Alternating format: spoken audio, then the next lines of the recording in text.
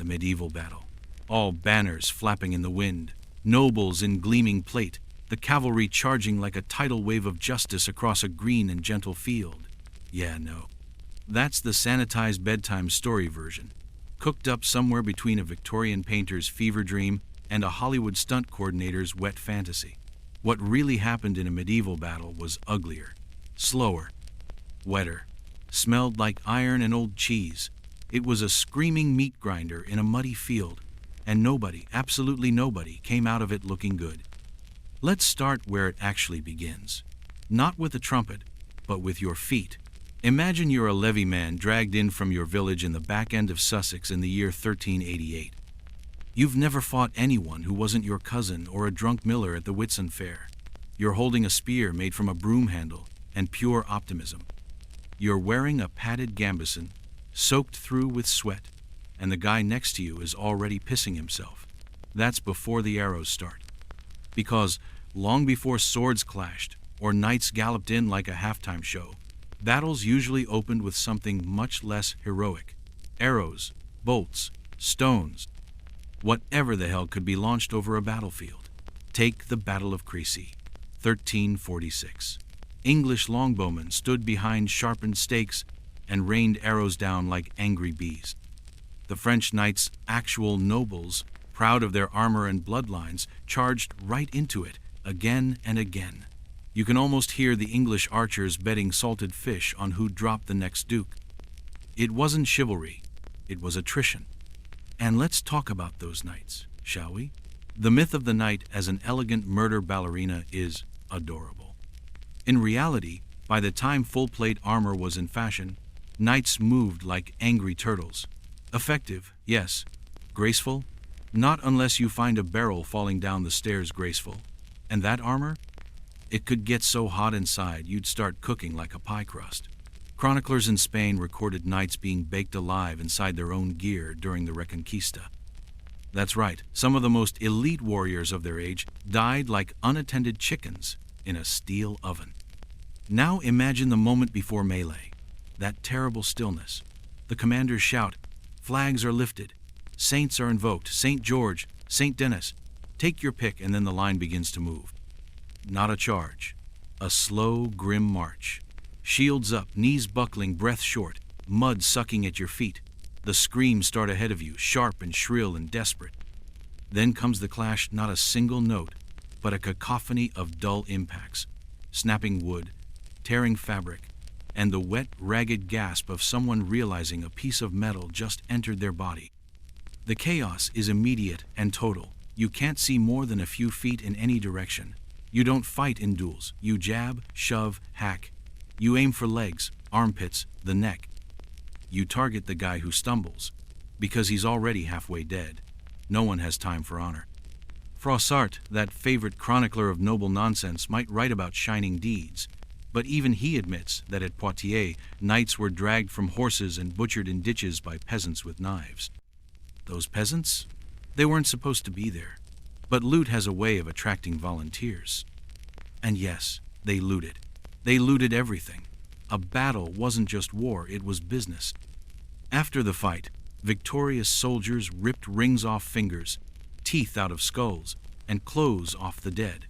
Some even cut open stomachs to search for swallowed coins. At Agincourt, after the English archers had helped flatten the flower of French nobility, they went through the bodies with the enthusiasm of a London cutpurse at a crowded fair. Bodies were stripped naked, left sprawled like broken dolls. Not an ounce of romance, just survival with a side of profit. Now, if you're wondering where the commanders were during all this, well, they were shouting orders and praying to God they wouldn't end up face first in the mud. Commanders could win or lose battles by a single stupid order. At Bannockburn in 1314, the English cavalry charged uphill through marshland, because of course they did, and the Scottish infantry crushed them. It wasn't fate. It wasn't divine will. It was a bad choice by a rich man who thought terrain was for peasants. Sometimes the most effective tactic in battle wasn't a weapon at all, it was fear. At the Battle of Grunwald in 1410, the Teutonic Knights watched as Polish and Lithuanian forces assembled a truly ridiculous number of troops. The spectacle alone was enough to make a few knights reconsider their career path. When panic spreads in battle, it spreads fast, faster than arrows. One guy turns and runs, then another, and suddenly, an entire flank collapses like a table with one leg kicked out. This wasn't cowardice, it was math. Stay, and you die slowly. Run, and you might just make it to the trees. And God help you if you fell. Literally, once you hit the ground, that was it. In the melee, a fallen soldier might get stepped on, suffocated, or stabbed by 10 different people before he could even scream. At the Battle of Morgarten in 1315, Swiss infantry used halberds to hook mounted knights from their saddles, then clubbed them like seals on a boat deck. The armor made them sink in the swampy ground, turning their tomb into the terrain itself. Falling was death. Falling meant becoming scenery. There's a particularly charming account from a Burgundian battle in the late 15th century. One soldier tripped, fell into a latrine pit, dug earlier by his own side, and drowned in human waste. His comrades didn't pull him out. They were too busy not dying. That's battle. Not valor, not vengeance. Just a man's last breath bubbling up through other men's shit. And when it was over, if you were lucky enough to be standing, and whole, and not full of holes, then came the reckoning. If you lost, you begged. The Chronicle of Jean de Wavrin records nobles kneeling in the dirt, offering their rings, their ransom, their dignity. Sometimes they were spared, sometimes they were stabbed anyway. And sometimes the line between friend and enemy got fuzzy. After the Battle of Towton in 1461, the bloodiest in English history, soldiers spent hours chasing down the wounded and finishing them. Not because they had to, because it was policy, orders. Clean the field. Chroniclers always tried to make sense of these things. They wrote about signs in the sky, divine justice, the vengeance of saints. But the reality was simpler. Men killed each other for crowns and land and sacks of silver, and everyone pretended it meant something. The peasants didn't. They knew. There's a brilliant quote from a French peasant after the Battle of Bouvines. The Lord's son went to war, and the Lord's pigs got fat. That, right there, is your medieval military-industrial complex. Weaponized hierarchy with a side of pork. Even when battles didn't happen, they left scars. Whole regions stripped of men, harvests lost, livestock dead or stolen, taxes raised to pay for another round of steel and flesh. In the wake of a battle, justice got weird. In York, after the Wars of the Roses, a man was executed simply for burying a relative who died fighting for the wrong side. Imagine that. You risk your life to drag your brother's body from a ditch, and the law thanks you with a rope. Medieval war wasn't just about blood. It was about making examples. And then, just to really underline the absurdity, they'd build a cross or a chapel on the battlefield. Sacred ground, they called it. A monument to the fallen. Which ones? Both sides. Everyone. Even the ones they forgot to loot. They'd say prayers over the same earth they'd soaked in intestines and promises. They'd put up plaques. Sometimes they'd plant flowers. All of it to pretend that what happened here wasn't a horror show in armor, just history, just heritage, something for the next boys to march across. And here's the final sting, the part nobody likes to admit. Medieval battles weren't anomalies. They were planned, scheduled. You could check a calendar for upcoming death festivals. Local bishops sometimes negotiated start times. Trumpeters practiced the call to arms like they were prepping for a joust. And kings, those blessed anointed gentlemen, they wrote letters detailing how many men would die, what towns would burn, and which church bells would toll the victory. This wasn't chaos, it was policy. Controlled brutality with a banner on top. So the next time you watch some gleaming knight gallop across a CGI field, slicing through enemies like a lawnmower with a conscience, remember the mud. Remember the teeth knocked loose by a mace. The knight roasting inside his own metal shell. The levy man puking from fear. The noble with his intestines dragging in the grass, begging in Latin to a god who stopped listening 2 charges ago. That's what really happened in a medieval battle. And the worst part? They did it again next year. You'd think after a good solid massacre, everyone would take a breather. But no, the medieval appetite for violence didn't just reset, it evolved. Because sometimes, a battle wasn't a climax. Sometimes, it was just foreplay for the real business, the siege. Ah, the siege. War's slow, sadistic cousin. Not the roar of cavalry, but the creak of ropes, the stink of rotting food, and the long, grinding descent into hell by logistics. Picture it. It's the year 1370. You're inside a crumbling town in Flanders, the enemy's parked outside with enough tents to host the world's worst Renaissance fair, and every morning you wake up hoping they'll just get bored and go home. They won't. Sieges were where cruelty got creative. Want to break a town? Block their food supply. Cut off the wells. Poison the stream with a dead cow, or better yet, your last prisoner, dismembered for emphasis. The Mongols did it. So did the Crusaders. Hell, during the siege of Kaffa in the 14th century, the attacking Tartars catapulted plague corpses over the walls. That wasn't just a flex. That was biological warfare before germ theory. Inside the walls, things got weird fast. Hunger rewired people. During the siege of Sancerre in 1573, defenders resorted to eating leather, rats, and allegedly, though no one admitted it too loudly, the dead. There's a record from the siege of Jerusalem during the First Crusade, where starving defenders cracked open graves to boil bones for marrow. Try finding that scene in a movie. Outside the walls, besiegers weren't much better. Sanitation was a rumor. Morale fluctuated like a drunken priest at Vespers. Some men turned to drink, others to looting nearby farms. Some just wandered off. You needed gold to keep an army in place, and when the gold ran out, the camp became a powder keg. Leaders started executing deserters just to make a point. Not because they believed in discipline, but because fear was the last currency left. Of course, if the siege did break, if the walls fell, the gates opened, the city finally screamed for mercy, that's when things got biblical. And not in the comforting, psalm-reading way. In the every man gets a sword and 30 minutes of divine wrath way. The sack of Béziers in 1209 is a textbook example. When asked how to tell Cathars from Catholics, the papal legate reportedly said, "Kill them all. God will know his own." So they did. Somewhere between 7 and 20,000 people slaughtered for theology. But don't get sentimental, because if your town wasn't taken by storm, if you surrendered nicely, you might still suffer just slower. Hostages taken, ransoms demanded, taxes imposed so viciously they felt like war by other means. One chronicler in the Rhineland in the 14th century noted that towns delivered their daughters to noblemen like coin to a banker. Diplomacy, medieval style, less handshake, more human collateral. And yet for all that carnage, there were rules, not moral rules, practical ones. War was a business, and you don't torch your own investments. So contracts were drawn. Mercenary companies like the Great Company and the White Company operated like military startups. They fought for coin, not country. When there was no war to be had, they blackmailed towns into paying them not to burn anything.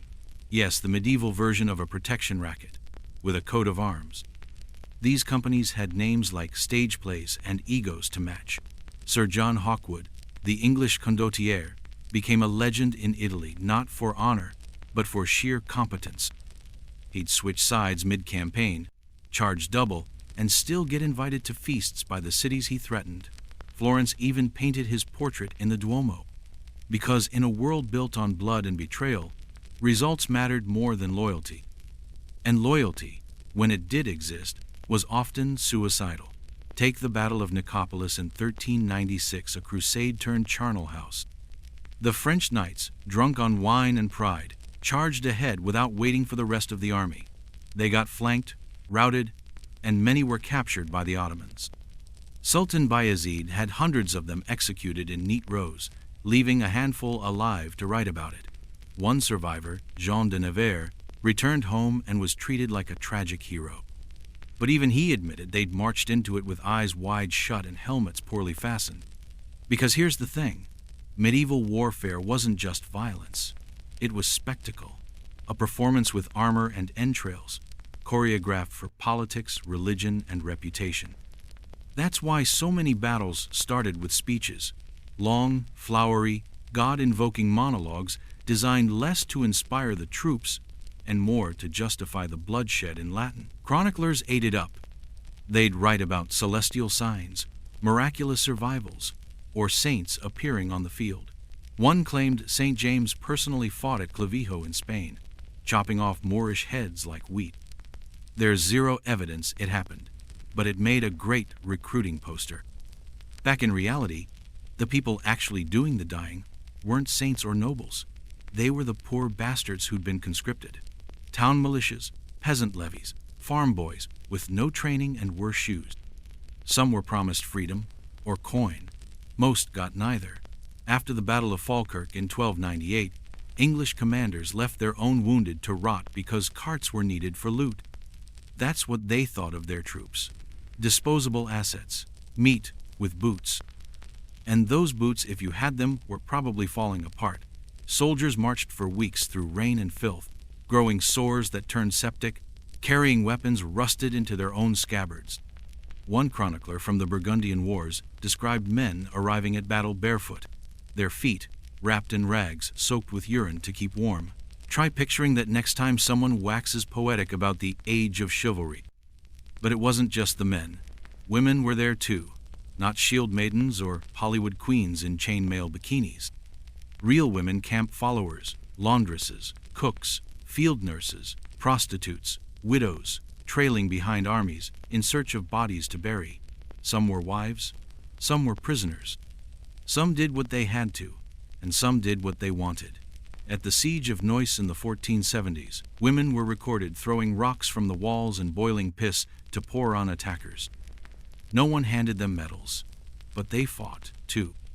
And what about after all this? After the blood dried and the banners came down? If you survived, you still had to live in the aftermath. One Milanese merchant wrote of returning home after war to find his farm a graveyard and his brother's children sold into servitude. In England, after the Wars of the Roses, entire lineages vanished. Dozens of noble families went extinct, not because they lost all their heirs in battle, but because those heirs died slowly of infection, starvation, or execution in the months that followed. That's the slow death of war, the kind no one sings about, the famine, the disease, the PTSD before anyone had a name for it. In Paris, after the 100 Years' War, a surgeon noted the number of veterans who came to him suffering from madness, tremors, and visions of hell. One man claimed to see burning angels every time he closed his eyes. Another flinched so hard at church bells that he bit through his tongue. Saints didn't come for them. Doctors couldn't help, so they drank, or prayed, or disappeared. And the cycle went on. New kings rose, new banners sown, new peasants marched into the mud. War wasn't a rupture. It was the background hum of medieval life. A steady drumbeat of death and debt, masked in ritual and righteousness. Even when battles didn't happen, the fear of them kept everyone in line. Nobles raised private armies just to intimidate their rivals. The church blessed campaigns to remind everyone who really had God's speed dial. But here's the kicker. Most battles didn't even decide anything. They ended in a field full of corpses and a treaty that lasted about as long as a medieval marriage. Then it was back to raiding, taxing, and squabbling over the same burned castles. The victory was never clean. It was messy, negotiated, and often completely meaningless to the people who did the bleeding. Because the truth is, medieval battles weren't about strategy or honor, they were about control. Spectacles of sanctioned violence meant to prove who had the biggest army, the sharpest axe, or the loudest choir of chroniclers. The dead were stage props, the wounded, inconvenient, and the survivors? They just carried the weight into the next campaign, limping toward a future that looked suspiciously like the past. There's a detail most people forget when they talk about medieval battles: the smell. Not the fresh air and heroic musk Hollywood likes to imply. No, we're talking about sweat, unwashed bodies, burst bowels, open wounds, wet leather, old beer, and horses that haven't seen a bath since the last crusade. In hot weather, the stench could make grown men retch inside their helmets. Chroniclers rarely wrote about it, but once in a while, one lets it slip, like the monk from Tournai, who described the aftermath of a skirmish as the devil's breath, heavy with rot. That's the reality. You didn't just fight, you marinated in the aftermath. And speaking of aftermaths, let's talk about the ones they tried to bury. Not metaphorically, literally, because somebody had to deal with the bodies. After the Battle of Visby in 1361, the dead were left in armor so expensive no one could be bothered to remove it. Archaeologists unearthed mass graves centuries later, full of chainmail-clad skeletons, still wearing their final expressions, helmets with blade marks, legs hacked off at the thigh. One man had a crossbow bolt buried so deep in his eye socket that the head fused to the bone. There's no poetic symmetry here, just silence and scavengers, crows picking at nobles and peasants alike, wolves who couldn't tell a king from a stable hand. The battlefield, in the end, was a democracy of decomposition. And yet, for all this horror, there was pageantry, tournaments, mock battles, the carefully staged dress rehearsal of war, where knights could posture without the risk of dysentery. But even those could turn deadly. At a joust in 1428, John II of Bourbon was impaled through the throat because his opponent's lance splintered the wrong way. It took him 2 days to die. Meanwhile, his attendants debated whether it was an act of treason or just really bad luck. Either way, they blamed the lance, not the game. These events were meant to distract from the real thing to sell the fantasy. The myth of noble combat, where the good guys wear white, the bad guys die politely, and the crown is restored by virtue. Total fiction, but it worked. It kept the peasants cheering, the nobles posturing, and the chroniclers scribbling stories that smelled faintly of propaganda and spilled wine. Because here's the truth that cuts the deepest. Most of what we know about medieval warfare comes from people who weren't doing the killing. They were watching, writing, spinning legends out of horror. Froissart, who gave us so many heroic tales, never fought in a single battle. He was a cleric with a good eye for metaphor and a bad habit of flattering his patrons. His version of war is elegant, sanitized, framed in banners and destiny. You wouldn't know from him that limbs came off screaming, or that men drowned in their own blood while their friends stepped over them for a better angle.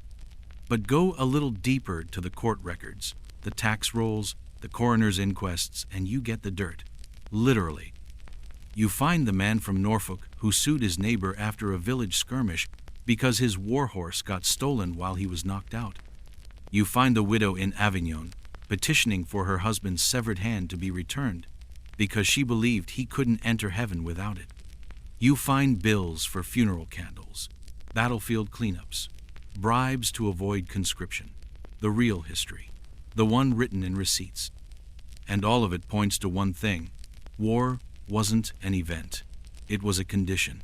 It didn't start and stop. It pulsed, like a boil that never quite drains. You lived with it. You adapted.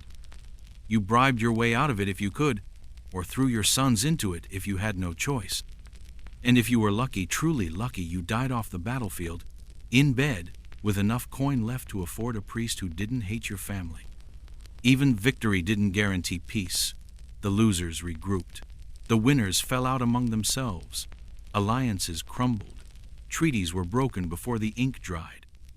After the Battle of Golden Spurs in 1302, where Flemish infantry shockingly crushed French knights, the French came back a year later, slaughtered civilians in Courtrai, and burned everything that could hold a grudge. That's how medieval war worked. Not a clean resolution, just the pause between breaths. And religion? Let's not pretend it offered much refuge. Priests marched with armies. Bishops raised troops. Popes declared wars from palaces with wine cellars deeper than most moats. In the Albigensian Crusade, Christian soldiers murdered other Christians for heresy sometimes before breakfast. One inquisitor reported with pride that the sword is an instrument of purification. Imagine confessing your sins to a man who thinks God sharpened his blade. Even pilgrimages weren't safe. Armed bands posed as pilgrims to sneak across borders. There's a record from Santiago de Compostela in the 14th century of a group of penitent knights who turned out to be mercenaries moonlighting as holy men. They robbed half the hostels on the way in and skipped town before anyone figured out they weren't there for the relics. So, you might ask, why did anyone go? Why volunteer? Why sign up to die in someone else's feud? Simple. You had nothing. Or worse, you had just enough to lose. A tiny plot of land, a debt you couldn't pay, a bastard son you wanted to legitimize. War offered the one thing the medieval world rarely did: a chance to flip the table. A field hand could become a captain. A serf could loot enough to buy his freedom. A nobody could die with a name worth writing down. That was the pitch. And it worked often enough to keep the meat grinder fed. But here's where it gets uncomfortable. Strip away the armor, the language, the banners, and it's not that different from now. A show of force, manufactured heroism. Poor men sent to die in wars scripted by people who'll never hear a blade whistle pass their ear. The armor's digital now. The chroniclers use cameras. But the logic, that cold, brutal, transactional logic, hasn't changed. You want to know what really happened in a medieval battle? We do, every time we tell the story in a way that makes it look clean. Every time we fall for the glory and skip the rot. Every time we forget that behind every noble victory, there's a ditch full of corpses no one bothered to name. So maybe the past isn't past. Maybe it's just rebranded. And somewhere, in some archive, the future's chronicler is already sharpening their pen, ready to tell the story the way we didn't.